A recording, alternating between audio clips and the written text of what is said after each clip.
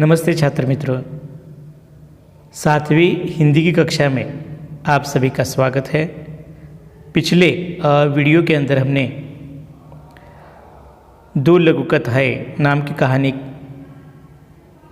कहानी शुरू की है, जिसमें दो कहानियाँ हैं।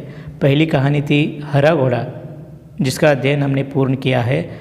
आज हम इस वीडियो के अंदर दूसरी कहानी इस पाठ के अंदर होने वाली देखेंगे, जिसका नाम है सेठ का चित्र।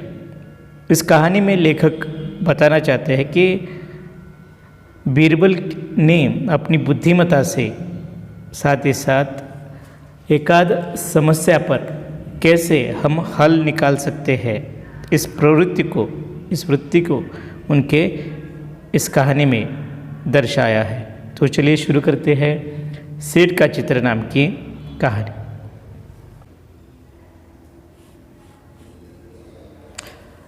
तो ठीक है, कहानी की ओर आप सभी का ध्यान होना आवश्यक है। बहुत पहले की बात है, एक सेठ था। वह बहुत ही कंजूस था। एक दमड़ी भी खर्च करते समय उसके प्राण निकल जाते थे। लेखक यहाँ पर कहते हैं कि बहुत पहले की बात है, यानी कि जैसे हर एक कहानी की शुरुआत इसी प्रकार से होती है, और इस कहानी की शुरुआत भी बिल्कुल उसी प्रकार से लेखक ने की है कि बहुत पहले की बात थी। एक सेठ था, सेठ यानी कि व्यापारी, एक बहुत अमीर आदमी ऐसा, लेकिन अमीर होने के साथ साथ वह कंजूस भी था। कंजूस यानी कि वह पैसे खर्च करते समय थोड़ा अपना उसका हाथ जो है वह हाथ पीछे आता था।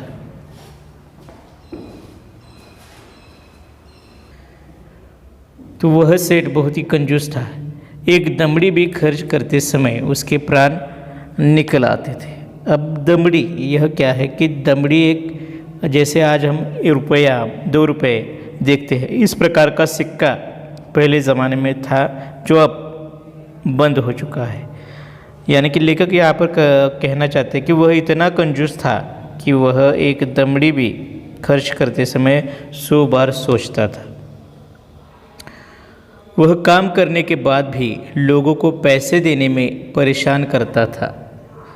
लेखक आगे बताते हैं कि वह इतना कंजूस था कि लोग जो है वो वहाँ काम करने आते थे, उन सभी लोगों को उनके श्रमदान के या मेहनत के पैसे भी वह ठीक समय पर नहीं देता था या देता ही नहीं था।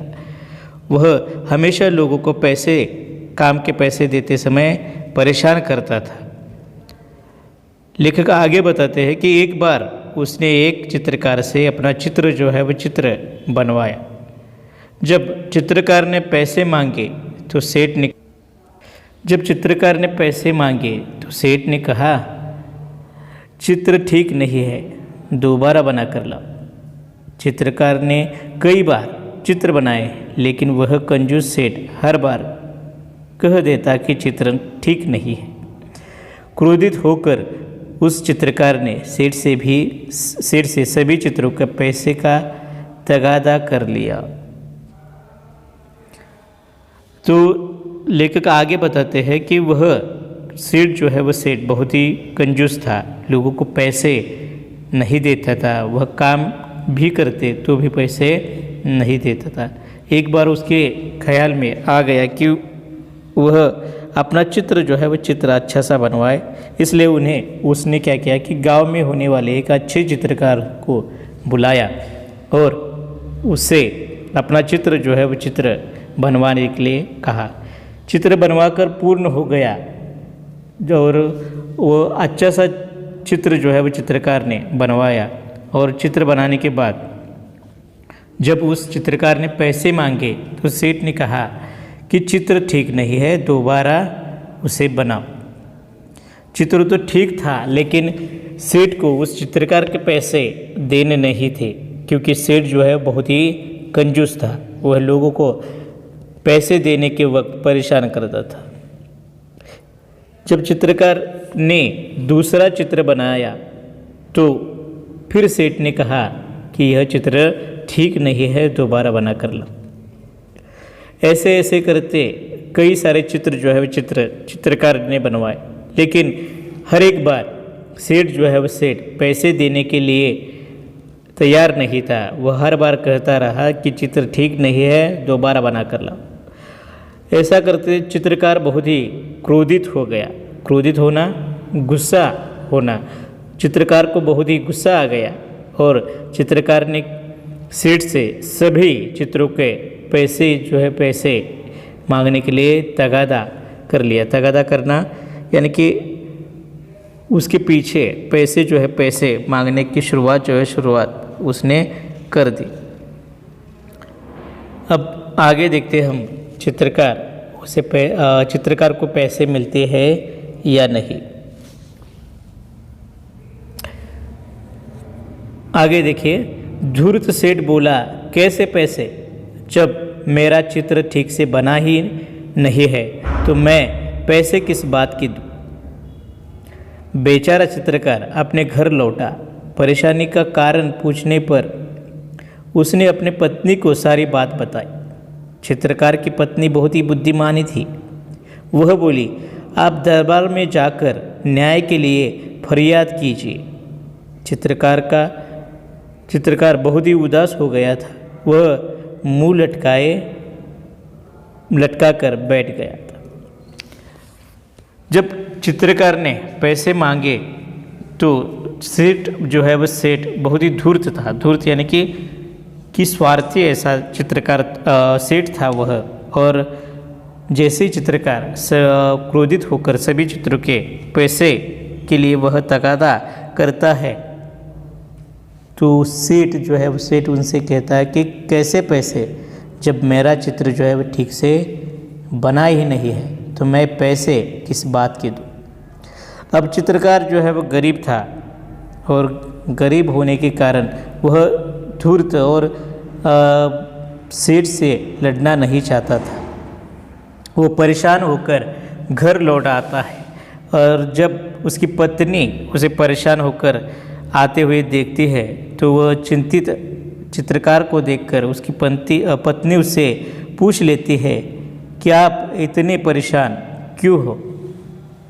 तो वह सारी बात अपनी पत्नी को चित्रकार बताता है कि कैसे उस धूर्त सेठ ने उसे परेशान किया है, कैसे उसने उसे फंसा दिया है। और उसकी पत्नी जब वह सुनती है सारी बातें तो वह सारी बातें सुनने के बाद चित्रकार को एक सलाह देती है। वह सलाह क्या है कि वह कहती है कि आप क्या करें, दरबार में जाकर न्याय के प्रति फरियाद कीजिए। फरियाद करना यानी कि याचना या प्रार्थना करना। फरियाद यह नया शब्द है। देखिए, तो चित्रकार की पत्नी बहुत ही बुद्धिमानी थी और बुद्धिमान होने के कारण वह अपने पति से कहती है कि आप क्या करें कि दरबार में जाकर फरियाद कीजिए, प्रार्थना याचना कीजिए कि मुझे न्याय चाहिए कि किस प्रकार इस धूर्त सेठ ने मुझे फंसा दिया है और इस धूर्त सेठ के अन्याय के विरुद्ध मुझे न्याय चाहिए। ऐसी आप क्या करें, दरबार में जाकर फरियाद आपका अकबर से करिए। आप ऐसा फरियाद जाकर करते हैं तो आपको निश्चित क्या मिलेगा, न्याय मिलेगा। अब आगे देखते हैं चित्रकार को न्याय मिलता है या नहीं।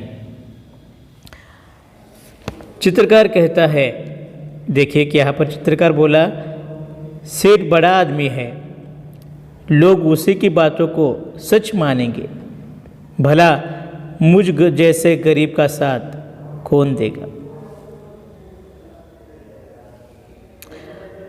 चित्रकार जो है, चित्रकार बहुत ही गरीब था और इस कारण वह कहता है कि सेठ जो है बहुत ही बड़ा आदमी है, लोग जो है वो लोग उसकी ही बातों को सच मानेंगे, मुझ जैसे गरीब का साथ कौन देगा। चित्रकार जो है वो चित्रकार मुंह लटका कर बैठा था और उदास बैठा था। अब मुंह लटका कर बैठना यह एक क्या है, मुहावरा है। यहाँ पर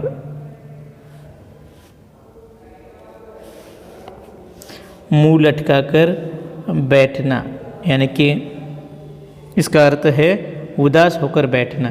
तो चित्रकार बहुत ही उदास होकर बैठा था और वह अपनी उदासी में ही बोलता है अपनी पत्नी को क्या कि सेठ बहुत ही बड़ा आदमी है और लोग उसे ही उसकी बातों को ही सच मानेंगे।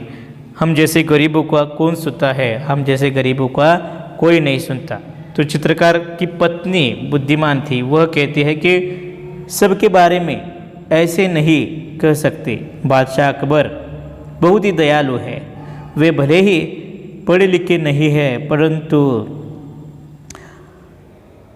बहुत पढ़े लिखे नहीं है परंतु बड़े बुद्धिमानी है। उनकी सहायता के लिए दरबार में 9 रत्न है। आप वहाँ जाइए, आपको न्याय ज़रूर मिलेगा। चित्रकार की पत्नी बुद्धिमानी थी और वह कहती है कि आप सबके बारे में इस प्रकार सोच नहीं सकते।